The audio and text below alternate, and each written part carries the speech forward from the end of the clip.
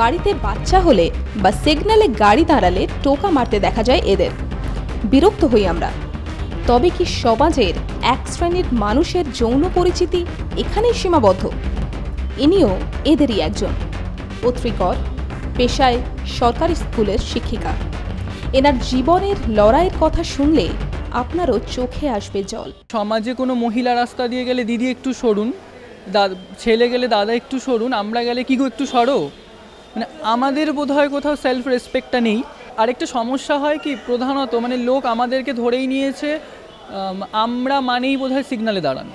দেখো, ছোটোবেলা থেকে যখন আমি মানুষ হয়েছি তখন আমিও কিন্তু টিভিতে প্রতিনিয়ত দেখেছি ছেলেরা রেপিস্ট হয়, কিন্তু আমি দেখেছি আমার বাবা কিন্তু ভালো, আমার দাদা কিন্তু ভালো। সমাজ আমাদের ভালোটাকে সামনে তোলেনি। সমাজ কোনো দিন বলেনি একজন ট্রান্সজেন্ডার হয়ে কলেজে প্রিন্সিপাল হয়েছে। সমাজ কোনো দিন বলেনি ট্রান্সজেন্ডার হয়ে তামিলনাড়ুতে সাব ইন্সপেক্টর হয়েছে। সমাজ কোনো দিন বলেনি ট্রান্সজেন্ডার হয়ে ইউএসএতে জাজ হয়েছে। সমাজ কোনো দিন বলেনি ট্রান্সজেন্ডার হয়ে আমি স্কুলের টিচার হয়েছি। সমাজ বলে গেছে ট্রান্সজেন্ডার মানেই এটা।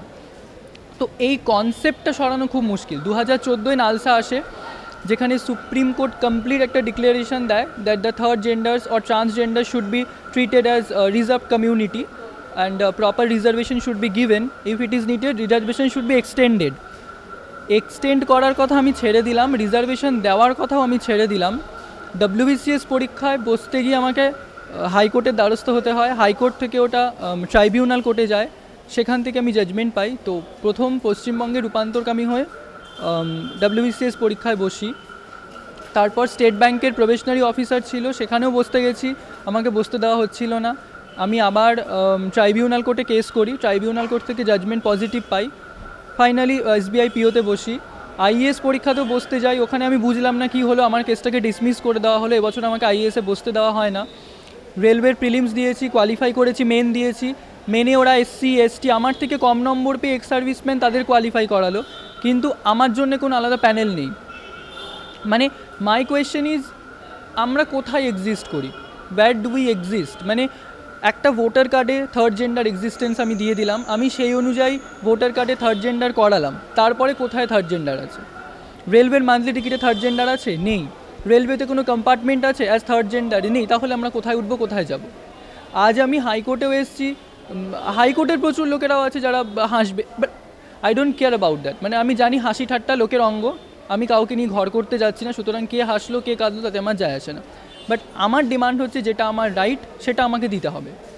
তার জন্য এখনও অবধি আমি 6 থেকে 7 বার কোর্টে এসেছি, মোটামুটি হাইকোর্ট 4 বার মতন এসেছি। স্টেট অ্যাডমিনিস্ট্রেটিভ ট্রাইব্যুনাল আমার ঘোরা হয়ে গেছে বিকাশ ভবনে, সেন্ট্রাল অ্যাডমিনিস্ট্রেটিভ ট্রাইব্যুনাল আমার ঘোরা হয়ে গেছে। সমস্যাটা এটা নয়, সমস্যাটা হচ্ছে আজকে আমি একটা সরকারি স্কুলে চাকরি করি বলে আমি আজকে এতটা লড়তে পেরেছি। যদি আমার এই বেসটা না থাকতো, যদি আমি সরকারি চাকরি না করতাম, তাহলে কি আমি এতটা লড়তে পারতাম? সমাজ অনেক সময় বলে দেয় যে কেন সরকার তোমাদের জন্য অনেক কিছু করেছে, তোমরা সিগনালে কেন দাঁড়াবে? আমরাও অনেকে পড়াশোনা করিনি, তোমরা অন্য কোনো কাজ করো। এখানে আমার প্রশ্ন হলো, ছেলেদের মধ্যে যারা কম শিক্ষিত তারা কোনো কলকারখানায় কাজ করছে বা হোয়াট এভার কিছু একটা করছে অ্যাকর্ডিং টু দেয়ার চয়েস। যদি কোনো ট্রান্সজেন্ডার কোনো নিম্ন স্তরের কাজ করতে যায়, সমাজ করতে দেবে তো? ছেলেরা তো প্রতিনিয়ত টোন টিটকিরি কাটবে, সে মেন্টাল ট্রমাটিক একটা সিচুয়েশানে চলে যাবে, যেটা আমিও গেছিলাম। আমার একটা সময় এমন হয়েছিল, আমার প্রথম স্কুলে আমাকে টর্চার করা হতো, দ্বিতীয় স্কুল আমি ট্রান্সফার নিলাম, সেখানে একজন লোকাল টিচার ছিলেন, উনি করতেন, যদিও হেড টিচার খুব সাপোর্টিং ছিলেন। ফাইনালি 2.5 বছরের মধ্যে আমি 3 নম্বর স্কুলে এলাম। মানে পশ্চিমবঙ্গের সিনারিওটা এত ভালো হয়ে, শুধু পশ্চিমবঙ্গ নয়, তামিলনাড়ু ছাড়া আর মহারাষ্ট্র ছাড়া বাকি স্টেটগুলোতে ট্রান্সজেন্ডারদের সিনারিওটা এত ভালো, সরকারি চাকরি পেয়েও আমাকে চাকরি টিকিয়ে রাখার জন্য স্কুল বদলি নিয়ে আসতে হয়। এখনও এমনও বিষয় হয় যখন ট্রেনে গেলে লোকেরা, যদিও এটা অনেক কমে গেছে, আমাদের পাশে দাঁড়াতেও ভয় পায়। হ্যাঁ, মানে লোকের খুব মিসকনসেপশন আছে মানে ট্রান্সজেন্ডারদের নিয়ে। অ্যাকচুয়ালি সব ট্রান্সজেন্ডার হিজড়ে হয় না, হিজড়া ইজ আ প্রফেশনাল আইডেন্টিটি। যেমন কেউ লয়ার, কেউ ডক্টর, কেউ মেশন, সেরকম হিজড়া একটা পেশা। Transgender is a umbrella term, এর মধ্যে অনেকগুলো পেশা বিলং করে। যেমন আমি ট্রান্সজেন্ডার স্কুল টিচার, সেরকম কেউ ট্রান্সজেন্ডার সে হিজড়ে বৃত্তি করে। তো সম্প্রতি একটা বিল আনা হচ্ছিল যেখানে বলা হচ্ছিল ট্রান্সজেন্ডারদের সিগনালে দাঁড়ানো বন্ধ করে দেওয়া হোক, হিজড়ে বৃত্তি বন্ধ করে দেওয়া হোক। বন্ধ করে দিন, অসুবিধা নেই। বন্ধ করার পর ঠিকঠাক মতন রিহ্যাবিলিটেশন দিতে পারবেন তো? যে 40 বছরের ট্রান্সজেন্ডার সারা জীবন কষ্ট সহ্য করে গেছে, তাকে আপনারা এই বয়সে এসে কী পড়তে বলবেন? মানে ইটস অফ নো ইউজ, এটার কোনো প্রশ্নই হয় না। হ্যাঁ, এই রুলটা, এই একটা ফলটা কারা পাবে? যারা নতুন ট্রান্সজেন্ডার, যেমন আমরা অনেকটা ফল লাভ করে নিলাম, তো কিছু কোর্ট কেস জিতলাম, এটা কিন্তু নালসা জাজমেন্টের জন্য। কিন্তু একটা নালসা করে দিয়ে যদি আমরা ভাবি একদিনে পুরো ওয়েস্ট বেঙ্গল, পুরো ইন্ডিয়ার সিনারিও চেঞ্জ হয়ে যাবে, এটা ভুল। অনেক মিনিস্টারটা অবধি জানে না what actually a transgender is. হ্যাঁ, মানে আমি যখন এসএসসির জন্য এসএসসির দপ্তরে গেছি, সেখানকার যে চেয়ারম্যান ছিলেন উনি একজন WBCS এক্সিকিউটিভ অফিসার, উনি আমাকে জিজ্ঞেস করছেন না যে ট্রান্সজেন্ডার কী হয়। মানে খুব আইরনিক্যাল একটা ব্যাপার লেগেছিল। এসএসসির দপ্তরের একটু পাশেই বিকাশ ভবন, যেখানে ট্রান্সজেন্ডার বোর্ডের মিটিং হচ্ছে সেই দিন, তার পাশের দপ্তরে বসে একজন জিজ্ঞেস করছেন আচ্ছা ট্রান্সজেন্ডার কী হয়। তো এটা তো সরকারের গাফিলতি, সরকার সেন্সিটাইজ করতে পারেনি। এখনও যদি এই কোর্ট চত্বরে দাঁড়িয়ে যদি 100খান অ্যাডভোকেট থাকে, 10 জনকে যদি জিজ্ঞেস করি যে আপনারা ট্রান্সজেন্ডার বোঝেন, 90 জন হয়তো বলবে বুঝি না, 10 জন হয়তো বলবে বুঝি, 5 জন খুব শিওর শট জানে ব্যাপারটা, 5 জনের ওই আলো আধারী। তো আমাদের অস্তিত্বটা একটা আলো আধারির মধ্যে পড়ে গেছে। ওয়ে আউটটা না আমরা একা বার করতে পারবো, না সমাজ একা বার করতে পারবো। ঠিক আছে, সমাজে মানে যদিও সমাজ আমাদেরকে সবসময় বলে আমরা স্ট্রেট নই, তো আমার একটা কোয়েশ্চেন, সমাজের কাছে অ্যাকচুয়ালি স্ট্রেট কারা? যদি আমি মানে মিথসকে দেখি, মাইথোলজিকে দেখি, কৃষ্ণের একটা নাম বাঁকে বিহারী। তো কেন? বিকজ উনি নিজেই কার্ভ ছিলেন, বলা হতো। তো মানুষের কিছু মিসকনসেপশনস রয়ে গেছে আমাদেরকে নিয়ে, যেটা মানুষ চেয়েও দূর করতে চায় না। হ্যাঁ, শুধু ট্রান্সজেন্ডার না, মানে আমাদের টার্মিনোলজিটাও দেখো, আমাদেরকে বলা হলো থার্ড জেন্ডার।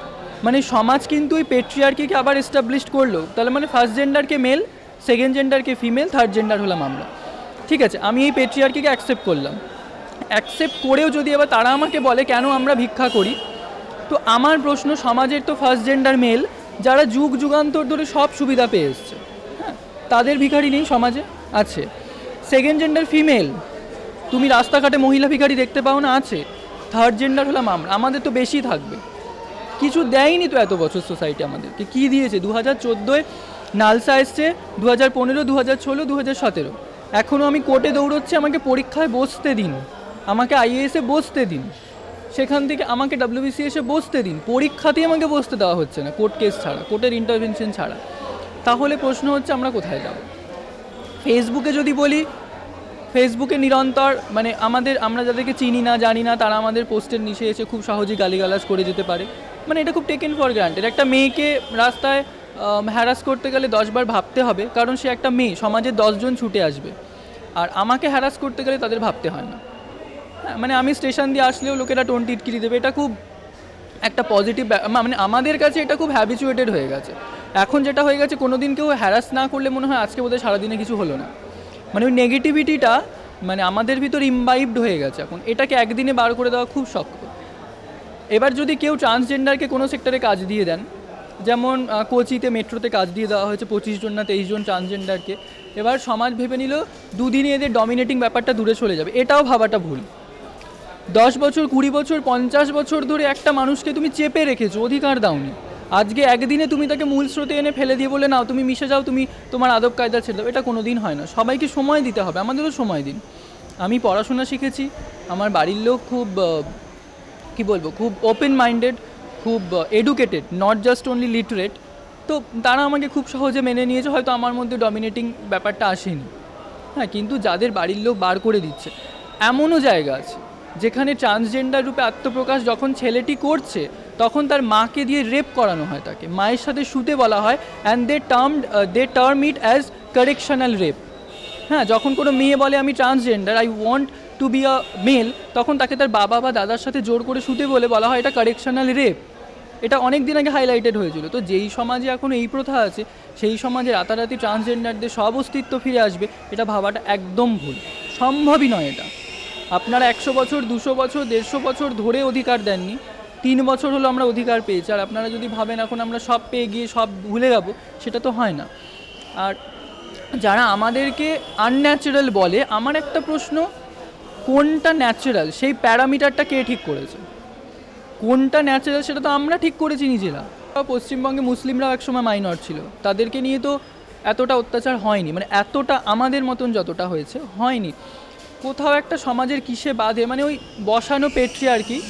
তুমি একটা জিনিস খেয়াল করবে, একটা মেয়ে যখন রাস্তা দিয়ে ছেলেদের প্যান্ট শার্ট পরে গেল তখন তাকে কেউ অতটা খেপালো না বা অতটা টোন টিটকিরি করলো না। একটা ছেলে যখন তার অপোজিট জেন্ডারের পোশাককে অবলম্বন করলো তখন বেশি করা হয়।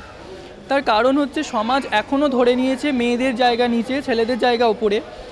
যখন একটা মেয়ে ছেলের পোশাককে অবলম্বন করছে তার মানে তার প্রমোশন হয়ে গেল, যখন ভাইসি ভার্সা হচ্ছে তার মানে তখন তার ডিমোশন হয়ে গেল। এটা কিন্তু সেই পেট্রিয়ার্কি থেকেই আছে, মানে ওই পেট্রিয়ার্কিটাই আমাদের এই অবনতির জন্য আজকে দায়ী। এই পেট্রিয়ার্কি চলে গেলে সব ঠিক হয়ে যাবে। সবার আগে তো লোককে বুঝতে হবে, আমাদের কাছে আসতে হবে, আমাদের জানতে হবে। লোক যেটা করে বেশিরভাগ ক্ষেত্রে আমাদেরকে ইউজ করে, কখনো ফিজিক্যালি কখনো ফিনান্সিয়ালি। এমনও তো ট্রান্সজেন্ডার আছে যারা প্রচুর টাকা পয়সার মালিক, লোকেরা তাদেরকে ফিনান্সিয়ালি এক্সপ্লয়েট করে। আমার জানা একজন ট্রান্সজেন্ডার আছে, আমি তার নাম নিচ্ছি না, তার 7 লাখ টাকা নিয়ে তার পার্টনার চলে গেছে। থানায় সে যখন এফআইআর করতে যাচ্ছে তার এফআইআর নেওয়া হচ্ছে না। তো এর জবাবটা কে দেবে? আমি লড়তে পারি, আমার সেই ব্যাকআপটা রয়েছে সেই জন্য, বাকিরা পারছে না। তো সমাজের দায়িত্ব না তাদেরকে হেল্প করা। ক্যামেরায় গৌতম দত্তের সঙ্গে মধুমন্তী, চ্যানেল হিন্দুস্তান।